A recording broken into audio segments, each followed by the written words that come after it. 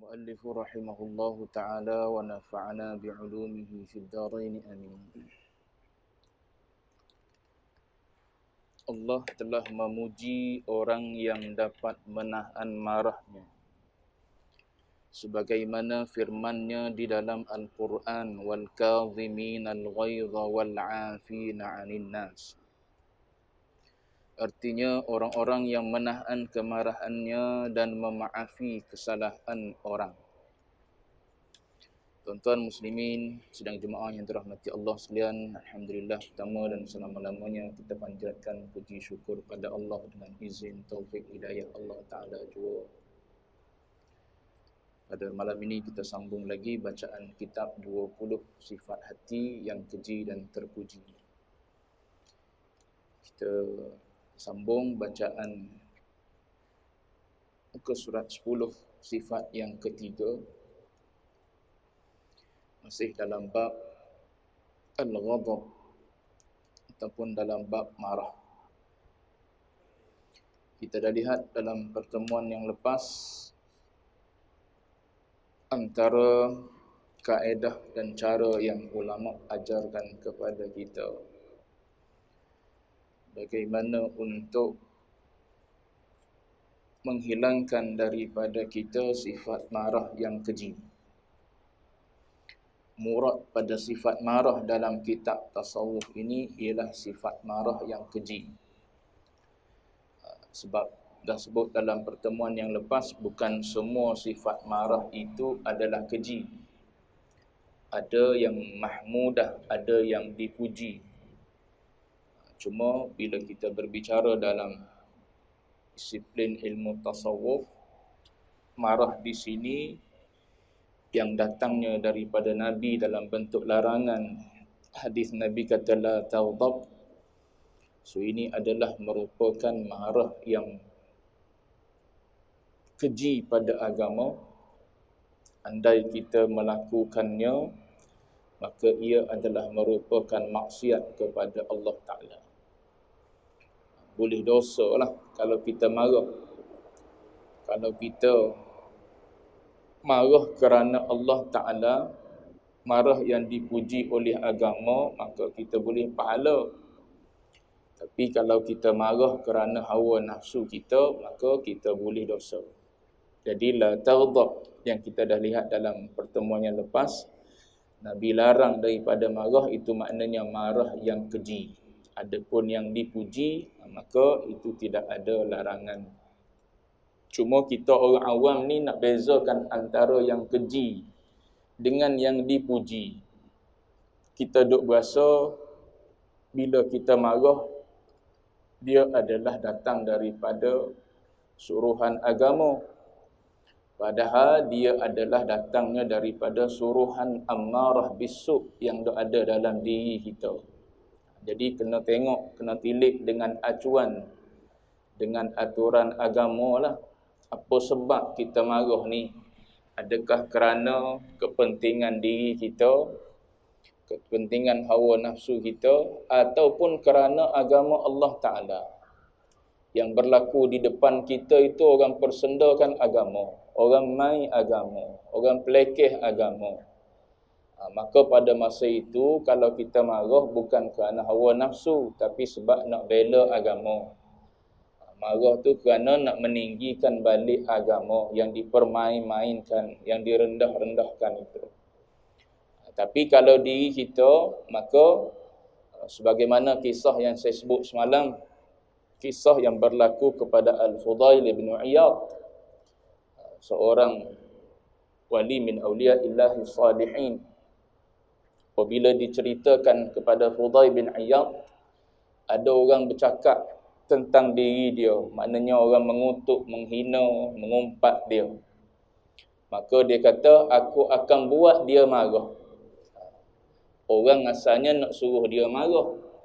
Maknanya dengan orang cerita pada dia, ada orang mengumpat dia, akan marahlah Fudail bin Iyad.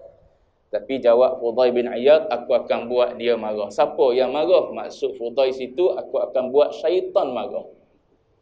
Maknanya syaitan tak berjaya nak buat aku marah bila aku dengar orang bercerita tentang diri aku. orang kutuk, orang bercakap buruk tentang diri aku. Syaitan tak berjaya pun sebenarnya nak suruh aku ni jadi orang yang marah, bertindak balas terhadap cerita ataupun dengar berita yang disampaikan kepadaku. Bahkan aku akan buat syaitan marah. Lalu dia sambung, dia kata sekiranya orang yang berbicara itu sadiqan, orang tu bercakap tu benda betul tentang diri aku, dia duk cerita tentang aku tu semua benda benar, benda betul, maka aku minta ampunlah dengan Allah Ta'ala keburukan yang dia duk cerita tentang aku tu. Maknanya aku ada keburukan tu, aku minta ampunlah dengan Allah Ta'ala. Tapi dia kata kalau sebaliknya, wa in kana kadiban, kalau yang bercerita tu dia berdusta sebenarnya, tak ada pun padaku, maka faghfir lahu, maka engkau wahai Allah tolonglah ampun dosa fulan bin fulan. Tu orang Fudail bin Iyad bila melihat orang buat khianat ataupun buat fitnah ataupun mengumpat diri kita, maknanya apa yang berlaku tu ujian pada diri kita sendiri, bukan melibatkan agama dak, melibatkan tubuh badan kita. Maka dia melihat dua-dua tu adalah jalan baik. Kalau orang tu betul pun tak ada apa-apa, kalau orang tu tak betul pun tak ada apa-apa. Bahkan bagi dia itu semua dua-dua tu adalah hakikatnya mari daripada Allah. Allah Ta'ala nak uji, Allah Ta'ala nak test kita. Dah kata mengaji bab marah, kata mengaji bab ghadab, berapa butir kitab dah khatam tasawuf contohnya. Kalau tuan-tuan baca dah kitab Penawar, betul mudah dalam kitab Penawar bab ghadab. Kalau tuan-tuan baca pula kitab-kitab tasawuf yang lain, ghalib duk ada 20 sifat ni ataupun 10 sifat mahmudah 10, mazmumah 10. Ghalib akan ada dalam kitab-kitab tasawuf bicara. Salah satu daripadanya sifat marah. Jadi Allah Ta'ala buat mari ujian pada kita, nak suruh kita kenal diri kita sendiri. Ada lagi tak sifat marah ni dalam diri kita? Maka ujian tu akan mari pada kita. Sabar ke tak sabar mu ni? Oh, tak sabar lagi rupanya. Khatam kitab 2-3 dah tentang tasawuf, tapi bab marah tak reda lagi. Bab ibadat rajin dah, bab semayang rajin dah, bab zikir rajin dah, baca Quran tak tinggal dah, satu hari mesti ada baca Quran. Semayang sunat bertambah-tambah dah. Dahulu tak semayang duha, sekarang semayang duha. Dulu waktu sibuk tak sempat nak mari jemaah 5 kali sehari, sekarang 5 kali sehari semayang berjemaah. Sebelum orang azan sampai dah kita di masjid, lepas tu duduk pula berzikir, dengar orang mengajar, selesai yang tu. Tapi bab marah tak selesai lagi. Tak selesai lagi. Umur berapa dah tu? Dah tak selesai lagi bab marah. Tu maknanya ujian duk mari pada kita daripada makhluk tu, nak suruh kita kenal diri kita sendiri. Ada lagi tak sifat marah yang mazmumah tu? Kalau tak ada dah, maknanya alhamdulillah tu Allah Ta'ala cabut tu daripada kita. Kalau dulu ada, kita kenal diri kita ni memang pemarah sungguh. Isu kecil-kecil pun marah. Tapi bila duk mengaji, bila mulim dengan ilmu, bila sebati dengan ilmu, lama-lama kita berasa macam tak ada dah marah dalam diri kita. Tu maknanya tu cabut tu. Allah Ta'ala cabut. Bukan kita dengan ilmu kita tu kita boleh cabut, tidak. Tapi dengan taufik daripada Allah Ta'ala, tercabutlah sifat marah daripada diri kita. Kalau tak ada test ujian daripada Allah Ta'ala, mana kita duk tahu ada lagi ke tidak lah apa sifat marah ni. Jadi Allah Ta'ala buat mari dalam rupa bentuk manusia, rupa bentuk orang sekeliling kita, anak bini kita buat salah itu ini sikit sebanyak ada. Marah tak marah kita? Kalau dulu ni ayahmu kalau buat gini marah, sekarang ni tak marah dah dia. Tu maknanya ada kesan tu daripada ilmu, daripada mujahadah, daripada riadah, daripada zikir. Dia mari ikut jalan mana-mana. Amal ibadat yang kita buat tu menyebabkan tertanggalnya sifat marah dalam diri kita. Di antara yang disebut oleh para ulama. Dalam pertemuan yang lepas kita cerita dah berkenaan dengan kaedah dan cara dari sudut ilmunya dan juga dari sudut amal. Jadi dia sebut dalam ayat ni wal kadhiminal ghaidha wal 'afina 'anil nas. Ayat ni mula dengan Cerita tentang orang-orang yang bertakwa kepada Allah Ta'ala. U'iddat lil muttaqin. Allah Ta'ala sediakan kepada orang yang bertakwa. Antara ciri orang yang bertakwa itu ialah wal kadhiminal ghaidha wal 'afina 'anil nas. Satu kisah berkenaan dengan siapa? Husain bin Ali kalau tak silap saya. Satu kisah yang pernah berlaku kepada Husain bin Ali. Husain bin Ali ni ada seorang jariah. Ada seorang bibi lah ibarat itu. Perempuan yang dia bayar gaji, dia upah lah. Kalau dulu jariah lah sebab hamba. Dia milik tu melalui jalan hamba. Jadi jariah ni antara tugas dia ialah ambil air bila dia nak berwuduk. Dulu berwuduk bukan melalui batang paip, buka paip je ada air, tidak, kena ambil bekas untuk bubuh air, isi air untuk berwuduk. Jadi jariah ni antara tugas dia ialah dia ambil air, kemudian dialah tukang tuang dia. Tukang tuang yang kawan ni basuh tangan, berkomor, basuh muka, ambil wuduk. Satu hari dia bawa air, tiba-tiba terlucuk di tangan dia cerek tu ataupun teka. Terlucuk teka tu jatuh atas kepala tuan dia. Fashajja, maka luka. Lukalah kepala tuan dia, kena cerek, kena kendi. Kendi dia betul deh, kendi. Ke tuan-tuan sini tak panggil kendi?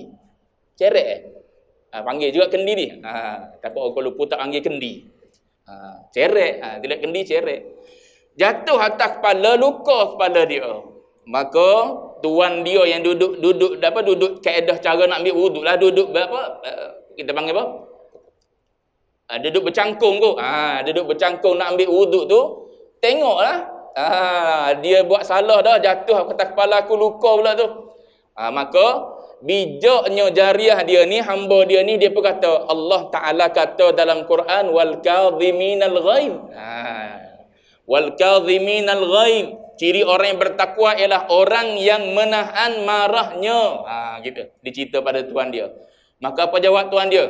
Ya, qad kadhamtu nafsi. Qad kadhamtu ghaidhi, dia kata. Ya, aku tahan dah ni marah ni. Maknanya aku dah tahan dah marah aku. Bila gitu, jawab lagi oleh jariah dia. Dia kata apa? Wal 'afina 'anil nas. Bukan tahan marah saja, maafkan. Ni bukan sengaja ni. Terjatuh, bukan aku sengaja ambil campak atas kepala engkau dah. Ibarat gitulah dengan dibaca ayat wal 'afina 'anil nas. Maka kata tuan dia Husain bin Ali, dia kata, ya, aku maafkan engkau. Dia sambung lagi, wallahu yuhibbul muhsinin. Dan Allah Ta'ala dalam ni tak sebut, dalam ayat Quran ada lagi penutup dia, wallahu yuhibbul muhsinin, dia baca. Dan Allah Ta'ala ni kasih pada orang-orang yang berbuat ihsan, berbuat baik. Apa jawab Ali Husain bin Ali? Dia kata, aku bebaskan engkau kerana Allah Ta'ala. Itu ihsan. Tengok orang boleh nampak, jiwa nampak, hati nampak, boleh saat tu bersabar.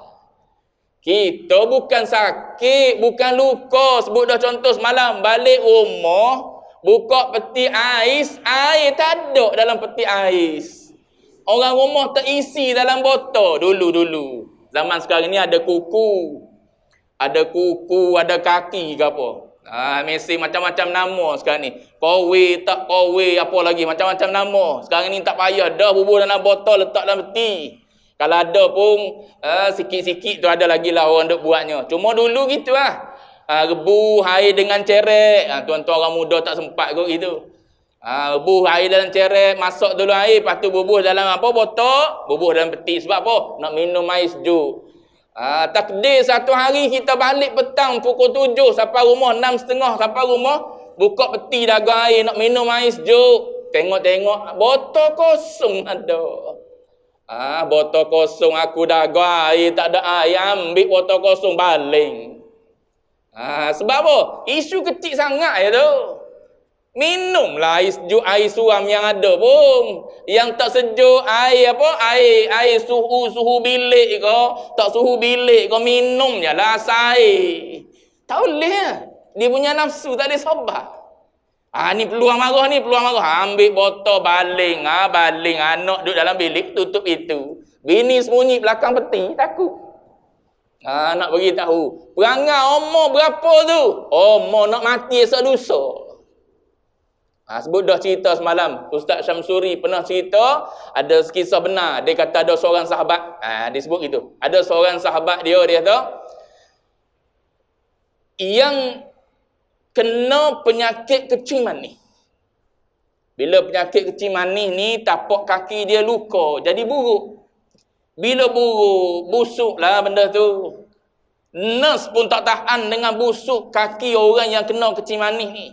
Tapi sebab dah kerja dia, duk cuci lah. Tapi dia punya isteri ni setianya, itulah duduk buat. Pagi-pagi cuci kaki, bubuh, ubat, balut dan sebagainya lah. Lepas tu baru keluar pergi kerja. Ni dia cerita. Kemudian baliklah kerja dalam sepanjang hidup dia dengan suami dia yang sakit tu, pernahlah dia balik kerja lewat. Bila dah balik kerja lewat, suami yang tak bekerja dengan sakit pula, duduk atas kursi roda dan sebagainya, dia kata, "Mung ni ada laki lain ni." Dia tuduh bini dia macam-macam pula. Bini dia kata tak baik, kata gitu. Saya keluar bekerja ada urusan itu ini je. Tak ada pun nak menduakan awak dan sebagainya. Pendek cerita, last kali bercerai, talak 13. Tu dia. Talak 13. Tu nak sebut tu. Kaki tak boleh berjalan dah. Duduk atas kursi dah. Orang tolong cuci kaki, orang tolong lap, orang tolong bubuh ubat, orang tolong balut. Pun tak boleh hilang lagi sifat sabar dia. Tak boleh hilang lagi sifat marah dia. Nak sabar tak boleh lagi, padahal orang duk tolong tu. Last sekali bercerai, bini dia kata mujur baru. Tolak 30 tak apa. Tak ada pedah pun duduk dengan orang yang macam tu, tak sedar diri. Last sekali mati dengan gitu. Dia cerita, mati dalam keadaan penyakit dia tu lah, penyakit kecil manis tu. Semua saya nak sebutnya, ada orang yang tak berusaha buang sifat maluah ni, sampai ketua duk ada lagi. Maka saya sebut semalam, satu jalan yang tasawuf ajar pada kita, yang saya tak sebut di pertemuan yang lepas, iaitu ilmu dengan amal, iaitu tasawuf ajar pada kita kena pergi kepada tauhid zauqi. Itu dalam tasawuf ada. Adapun dalam dalam usuluddin, dalam akidah ada tauhid i'tiqadi. Tauhid mengesakan Allah Taala pada pegangan. Itu tauhid i'tiqadi. Adapun dalam tasawuf dia adalah tauhid zauqi. Tauhid yang berbentuk rasa. Orang yang betul-betul bertauhid rasa, sebagaimana yang kita maklum dalam kisah Bilal bin Rabah. Baru je memeluk Islam tu, tak ada lah beberapa tahun, 10 tahun macam kita lama dah hidup dengan Islam. Tapi saat diuji oleh Allah Ta'ala dengan dihadirkan orang kafir Quraisy, seksa dia, itulah kalimah yang keluar di mulut dia, ahadun ahad. Tu tauhid tu dah jadi zauqi dalam diri dia, sebati. Padahal dari sudut akidah, kalau kita kata saat kita dipaksa nak selamat diri, tak ada masalah pun. Boleh aja. Man ukriha, orang yang dipaksa supaya sebut benda kufur dalam keadaan hati dia mutmainnun bil iman. Quran kata, hati dia tetap tenang dengan iman. Tak reda pun dengan perkataan lisan kufur di mulut dia tu. Tak goyang pun akidah dia. Kalau dalam situasi itu. Tapi doa bila orang rasa manisnya iman, sebagaimana yang Nabi sebut, kau buat ada 3 perkara yang kau buat, engkau dapat kecap halawatul iman. Itu Nabi guna perkataan halawah. Maknanya Nabi isyarat pada kita, iman ni ada rasa. Lepas tu Nabi guna halawatul iman, maknanya Nabi nak beritahu pada kita, iman ni ada rasa. Kita setakat hari ni rasa dok manisnya iman. Kalau tak rasa lagi, tak siapa lagi yang apa yang Nabi sebut tu. Rasa manis beriman. Sebab Nabi kata halawah. Iman ni halawah. Kalau tidak bila sebut dah. Tapi sebab kemanisan dia dengan Allah Ta'ala lebih.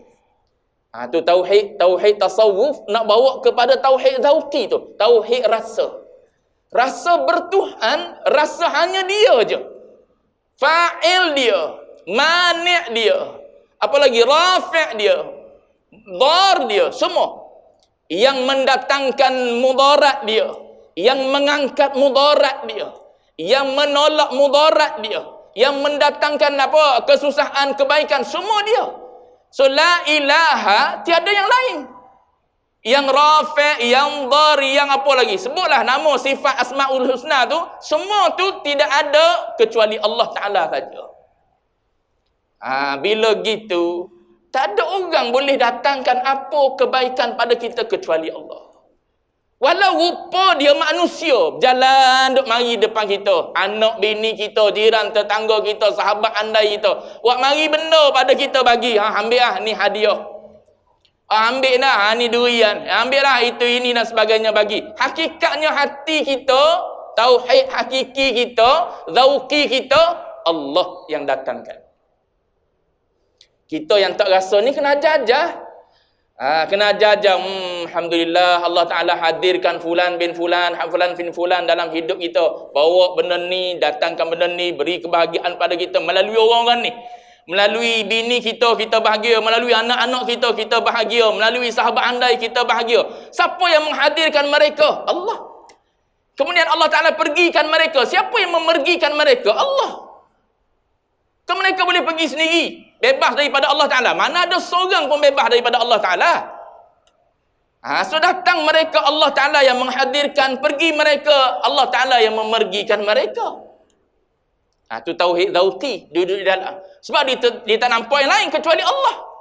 Sebab tu tak pelik kalau kita baca kisah-kisah ulama tasawuf yang karam.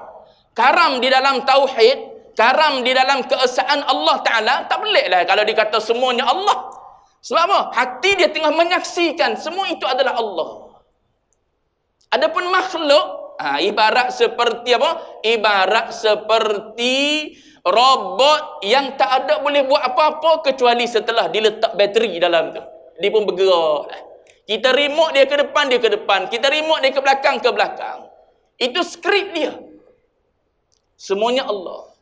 So baik Allah, buruk Allah. Kalau baik daripada Allah, buruk bukan daripada Allah. Itu bukan i'tiqad Ahlussunnah wal Jamaah. I'tiqad Ahlussunnah wal Jamaah baik daripada Allah, buruk pun daripada Allah Ta'ala. Dan orang Allah Ta'ala bila nak uji, datangkan orang-orang ni. Orang-orang yang menyebabkan kita datang perasaan nak marah, nak bertindak, nak melepaskan kemarahan kita dan sebagainya. Siapa yang mendatangkan dia ni? Allah. Orang yang sempat tengok, Allah Ta'ala hadirkan. Kalau aku marah, mazmumah mahmudah. Mazmumah. Tak ada. Hilang. Sebagaimana saya sebut kisah tadi, Fudail bin Iyad. Yang menghadirkan orang-orang yang mengumpat dia ni, siapa? Allah Ta'ala lah. Allah Ta'ala lah yang menghadirkan orang. Orang ni boleh mengumpat tak tanpa izin daripada Allah Ta'ala? Tak boleh. Mana boleh mulut bergerak tanpa izin daripada Allah Ta'ala? La tataharraku zarrah. Nabi kata. Tak bergerak walau sesai zarah. Zarah ni tak nampak dengan mata kasar. Tak bergerak walau sesai zarah. Kecuali dengan Allah Ta'ala. Kelip ni lebih daripada zarah dah. Kelip mata kita ni lebih daripada zarah. Pas kita melangkah berapa kali zarah tu. Kita boleh angkat tangan berapa kali zarah. Bergerak ke situ ke sini berapa kali zarah dah tu. Semua illa biiznillah. Semua atas izin Allah. Bila kita tilik gitu, hati kita duk nampak itu, baik, alhamdulillah. Allah Ta'ala letak aku dalam kebaikan. Buruk, astaghfirullah. Buruk tu maknanya kita duduk dalam keadaan buruk, Allah Ta'ala nak gitu. Tapi tersedar tu, satu-satu nikmat daripada Allah Ta'ala juga pada kita. Sebab tu saya tulis dalam status perkataan Imam Haddad, Abdullah bin Alawi Al-Haddad. Dia pesan apa? Imam Haddad kata apa? Sesuai dengan tahun baru. Dengan tahun baru. Berazam nak buat baik adalah permulaan jalan hidayah daripada Allah Ta'ala. Ada orang tak telitah langsung nak buat baik. Kita nak masuk 1 Januari tahun bila-bila, mari azam. Mari niat nak buat baik. Tu permulaan hidayah daripada Allah Ta'ala. Syukur dulu, Allah, terima kasih pada Allah Ta'ala. Nampak Allah Ta'ala bagi tak berasa tak ada apa kita. Bantulah ya Allah, aku nak jadi orang baik sungguh dah ni. Tapi tak ada kekuatan ya Allah nak jadi orang baik. Ada ya Quran sebut, in uridu illal islaha mastata'tu. Aku tak ada nak buat benda lain kecuali nak buat islah sekadar yang aku boleh buat. Tapi Allah Ta'ala kata, wa ma taufiqi illa billah. Tak ada taufik yang aku boleh bagi kecuali engkau. Taufik itu dia Allah Ta'ala juga. Cakaplah benda baik sebanyak mana pun. Kalau tak mari taufik daripada Allah Ta'ala, tak ada. Tak mampu nak buat. Alim macam mana pun, tak beramal dengan ilmu kalau tak ada taufik daripada Allah Ta'ala. Tu kata bila bila duduk di tauhid zauqi, tak nampak dah yang lain selain daripada Allah. Itu yang perkataan-perkataan para aulia illahi salihin saat dia mabuk, maka dia sebut tu Allah fi jubbati. Allah duduk dalam jubah aku. Kita dengar sekali, sesak dia ni, Allah duduk dalam jubah. Dia nampak itu adalah anugerah pemberian daripada Allah Ta'ala. Bukan jubah tu adalah Allah, bukan boleh berbentuk juzuk-juzuk ataupun jenis ketul boleh duduk dalam poket. Tidak, bukan begitu. Tapi dia nampak semuanya Allah. Tengok ke kanan Allah, ke kiri Allah, ke depan Allah, belakang Allah. Aku tak boleh buat apa-apa. So aku sedang menyaksi. Betul tak? Kita sedang menyaksi. So hati kita sedang menyaksikan engkau sebenarnya yang sedang memperlakukan aku. Kalau gitu, marilah apa pun nampak Allah Ta'ala. Tak ada marah yang mazmumah. Mari yang Allah Ta'ala benarkan marah. Marah sebab apa? Allah Ta'ala benarkan marah. Dia suruh kita marah. Kalau tak marah, bercanggah dengan apa yang dia nak. Boleh dosa pula kita. Benar dengan apa, betul dengan apa yang Allah Ta'ala suruh kita marah. Kita marah, baru boleh pahala. Tengok bini kita tak pakai tudung, katakanlah. Siapa yang membolehkan dia ni jadi orang tak pakai tudung, jadi orang nak keluar dengan dengan pakaian ketat dan sebagainya? Allah Ta'ala lah yang izinnya. Dan Allah Ta'ala bila perlihatkan kita situasi itu, dia suruh kita tegur. Dia suruh kita tegur. Mu ada kuasa, mu tegur. Takkanlah nak suruh Allah Ta'ala yang tegur. Tidaklah, sebab ini alam syahadah, alam asbab. So Allah Ta'ala perjalankan melalui asbab-asbab. Di sebalik asbab tu jangan terdinding dengan asbab. Di balik asbab itu adalah musabbibul asbab, iaitu Allah Ta'ala. So dia datangkan orang macam ni. Tujuan dia ialah untuk engkau tegur, untuk engkau dapat pahala daripada jalan orang tersebut.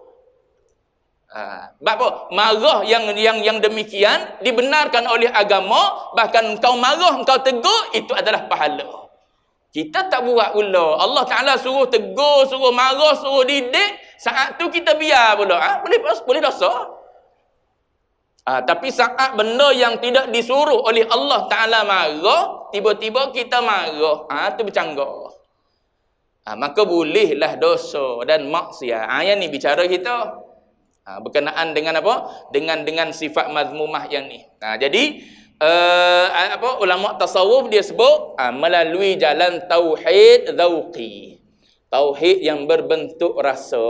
Tu tauhid tu perlu kepada apa? Perlu kepada riadah, perlu kepada apa? Perlu kepada zikir. Kemantapan zikir akan menghasilkan kepada tauhid zauqi. Perlu kepada khalwah. Tu perjalanan-perjalanan secara metodologi amalinya ada dalam kitab dalam kitab Haqaiq Anit Tasawuf untuk menghasilkan tauhid zauqi tu. Baik. Kalau tidak tak jadi macam kisah Husain bin Ali tadi. Dia nampak bahawa semua tu sebenarnya pada hakikatnya mari daripada Allah yang mendatangkan perempuan tadi, yang menjatuhkan cerek, mengenakan cerek atas kepala, semua Allah Ta'ala. Takkanlah seorang hamba nak jatuhkan kepada tuan dia. Selama ni dia hidup dengan hamba tersebut, hamba tu okey je dia urus, dia ambil wuduk. Tiba-tiba hari tu terjatuh, dia pun tahu terjatuh. Maka yang menterjatuhkan itu adalah Allah. Sebab tu dia boleh kata kazamtu ghaizi, aku tahan marahku. Sebab Allah Ta'ala tak suruh aku marah pada situasi itu. Kemudian aku maafkan sebab engkau buat dengan tak sengaja. Akhlak Allah Ta'ala kata apa? Rufi'al qalam. Diangkat qalam, maknanya jangan tulis sebagai satu kesalahan, sebagai satu dosa. Selagi mana manusia tu buat perbuatan itu anil khata', tersalah. Wan nisyan, ataupun terlupa. Satu lagi dalam keadaan terpaksa. Jangan tulis sebagai dosa. Orang ni terjatuh kerana bukan sengaja. Mu marah, Allah Ta'ala tak tulis dosa. Kan bercanggah tu. Orang buat tak sengaja, Allah Ta'ala tak suruh tulis sebagai dosa. Kita orang tak sengaja bertindak sebagaimana yang nafsu kita nak. Tidak sebagaimana yang Allah Ta'ala nak. Bercanggah lah. Orang terlanggar kereta kita ambil besi dalam kereta, pam balik. Ya tu, bercanggah dengan apa yang Allah Ta'ala nak. Kita duk berasa puas hati, puas hati, pandai sangat, buta sangat, kita kata. Orang tak sengaja langgar kereta kita. Siapa nak langgar kereta dengan kereta ni? Kecuali orang betul-betul jahat ya. Dia tak sengaja, maknanya berlaku tu atas kehendak Allah Ta'ala lah tu. Tapi kita tak puas hati, keluar dengan besi, dengan tongkat rotan kita, pam bagi sebiji, puas hati. Puas hati boleh dosa. Puas hati boleh dosa. Benda tak selesai situ. Kita duk berasa selesai puas hati. Tak selesai situ. Dunia tak selesai, akhirat tunggu pula bicara. Aku tak suruh mu marah. Boleh bercakap molek-molek kan? Banyak benda boleh selesai dengan cakap molek-molek. Benda tak perlu marah. Cakap elok-elok, selesai dengan senang, dengan damai. Tapi tak boleh dia perangai amarah bisu. Dia nak suruh marah juga. Tu perangai syaitan dah. Duk yajri majrad dam, berjalan dalam laluan darah kita ni. Baik. Tu kelebihan wal kadhiminal ghaidha wal 'afina 'anil nas. Dan sabda Nabi sallallahu alaihi wasallam. 2 minit. Nabi kata man kadhama ghaidhan. Ni lebih ni. Walau syaa an yumdiyahu amdahu mala Allahu qalbahu yaumal qiyamati amnan wa imana. Ni istimewa lebih. Orang yang boleh menahan marahnya, yang mana jika ia mahu bertindak, maknanya saat dia mampu. Kalau saat dia tak mampu, tak boleh. Dia nak marah tapi dia tak mampu. Sebab apa? Tengok lawan dia lebih besar daripada dia. Nak marah pun tak berani, padahal dalam hati gelegak nak marah. Membuak-buak ni nak keluar ni, tapi sebab tengok lawan lebih besar daripada ahli gusti ni, tak berani. Tapi kalau yang keluar tu lebih kecil, lebih hina, lebih rendah, masa tu naik angin kita. Mula keluarlah buta, tak buta, keluar di mulut kita. Ni dia cerita ni, saat kita mampu tapi boleh tahan. Apa Allah Ta'ala bagi pada orang ni? Mala Allahu qalbahu yaumal qiyamati amnan wa imana. Hadis bentuk macam ni banyak. Ada hadis lain Nabi sebut, siapa-siapa yang boleh tahan marah dia saat dia boleh lepas marah tersebut, Allah Ta'ala bagi kepada dia pilihan. Pilih mu nak dengan bidadari mana. Gitu. Lepas tu takkan tak nak bidadari. Orang dalam syurga semua berkahwin belaka. Yang tak kahwin di dunia pun kahwin. Apatah lagi Allah Ta'ala tawarkan pada kita yang dah berkahwin, yang dah rasa hidup berkahwin. Satu perkahwinan di dunia ni keseronokan. Sebab tu orang lelaki duk cakap bab kahwin 2, 3, 4 tu. Di mulut berani tak buat. Sebab apa? Kahwin tu satu benda yang menyeronokkan. So orang yang tak kahwin di dunia, Allah Ta'ala akan bagi dia rasa juga keseronokan kahwin tu di dalam syurga. Tiba-tiba kita yang dah rasa dah kahwin ni seronok, duduk dengan anak dara ni seronok, diberi pilih oleh Allah Ta'ala di akhirat, pilih mu nak bidadari yang macam mana, yang secantik mana. Tu di antara jalan dia ialah menahan diri daripada marah saat engkau mampu marah. Yang ni Allah Ta'ala, yang ni dikutip hadis, Nabi kata pada dikurniakan kepada orang tersebut dalam hatinya pada hari kiamat amnan wa imana. Ni pun sedap juga ni, dapat keamanan saat orang lain gelisah duk tengok depan sana neraka. Kita tenang. Saat orang gelisah duk tunggu macam mana lah nasib masing-masing ni, nasib diri kita ni macam mana. Orang yang boleh tahan marah saat dia mampu lepas, orang ni diberi keamanan, ketenangan, kedamaian duduk di akhirat tu. Tu kelebihan lah orang yang menahan diri. Kita orang awam ni susah. Bila susah nak kena mujahadah. Tak boleh biar sebab dia penyakit. Takkan nak hidup dengan penyakit itu sampai mati. Bila kita tahu dia penyakit, kena usaha dan ikhtiar biar tercabut marah saat madmumah. Marah yang madmumah. Tapi kalau mahmudah terus giah, tak ada masalah. Yang madmumah tu biar tercabut daripada diri kita. Baik. Habis dulu situ. Akan datang insya-Allah sifat madmumah yang keempat, iaitu bakhil dan kasihkan harta. Wallahu a'lam wa ilmuhul atam.